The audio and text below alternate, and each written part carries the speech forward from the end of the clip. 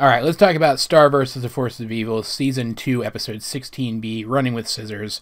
For real this time. I'm not going to spend as much time on this one as I have recent episodes, probably, because I just don't see how this is going to tie into current events all that much. Don't get me wrong, it was a super entertaining episode. I enjoyed watching it a lot. I just feel like this was really only in my rotation of episodes because of the character of Hekapoo. Because this is our kind of getting to know her kind of episode. I do know that there are several episodes like that coming up where we get to know all of the different members of the Magical Council who we don't already know, that being Star's mom and Golosric himself. Like, I know that the upcoming episodes Math Magic and Crystal Clear, I think it was called, are sort of get-to-know-you kinds of episodes for other members of the Council as well. Which leads me to believe that those characters are going to be in some way important to the plot of Battle for Muni, but that's just speculation. This episode was all about Marco borrowing Star's dimensional scissors so that he could take the laser puppies for a walk without actually leaving the house, because there's like this big deluge going on outside the house. It was hilarious. It was a hysterical scene in an episode full of hysterical scenes. But he gets used to the convenience of having the scissors and using them to open portals for even the smallest of things, gets lazy, and draws the attention of Hekapoo, the, I think, most interesting of the Magical Council characters, who in this episode proved to be just as interesting as her appearance there in, what was it, Page Turner, led me to believe that she would be. She drags Marco into her dimension and tries to take the scissors back from him, succeeding very, very easily, but suggests that he might be able to earn his own pair, as she forges each pair of scissors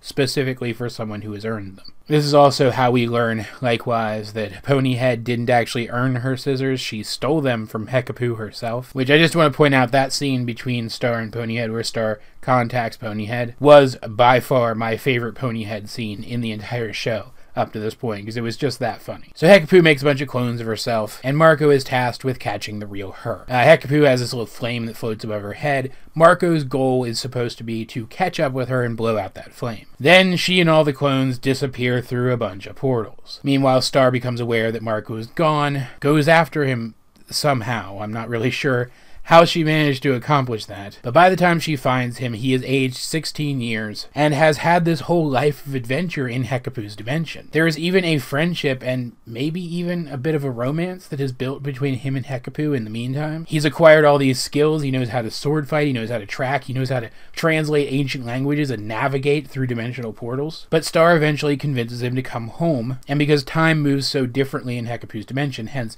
how Marco was able to age so much while Star didn't age at all, he reverts to his 14-year-old self once he gets back, but he is still haunted by all these memories. He remembers this other life, and yet he's been inserted right back into his old one, and they do a really good job of symbolizing this by having him look at his room and feel out of place there and then sit down at his computer and not remember the password. But you do get the sense by the end that everything's gonna be okay, and what the heck was this episode? It was so good. It was a lot of fun, and while I do wish we'd seen more of Marco's actual adventuring, I can understand why they didn't show us that. Learning more about the mechanics of the scissors and where they come from about Hekapoo herself was really interesting. But now I want to know, is Marco going to retain these skills? Is this ever going to be addressed again? Is he going to be able to do this stuff from now on? If so, that's awesome, because that means Star basically has a jump start on all this stuff, because she grew up on a world where they knew about all this dimensional hopping stuff and all this magic stuff. Marco didn't, and he's always been behind her in that regard. Now he might be kind of equal with her. I think that's a really great idea. And now he has his own pair of dimensional scissors. You can actually see as he's closing in on the real Hekapoo, she's already forging them for him because he's already earned them, which was such a great touch. And he can go back there whenever he wants to, which